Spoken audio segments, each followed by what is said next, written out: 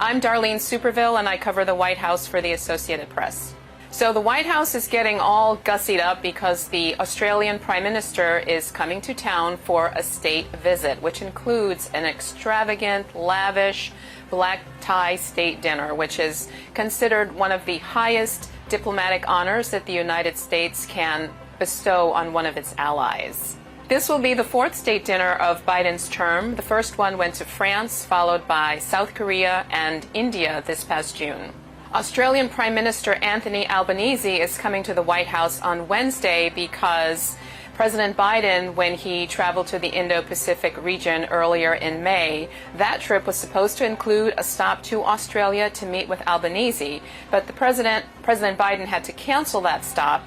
to come back home to Washington for some critical budget negotiations with Congress. So as a sort of a consolation prize, he later invited the Prime Minister to come to the United States on what's called a state visit, which is kind of a grand affair. Albanese will be in the United States for a few days, then he will come to the White House where the red carpet will essentially be rolled out for him. So for this state dinner, First Lady Jill Biden has continued her practice of inviting an outside chef to come in and work with the White House kitchen staff to prepare the menu. And this time the chef is a woman by the name of Katie Button, and she owns an acclaimed restaurant in Asheville, North Carolina. So the state dinner will be taking place against the backdrop of the latest war in the Middle East between Israel and Hamas, as well as some domestic chaos here in the United States with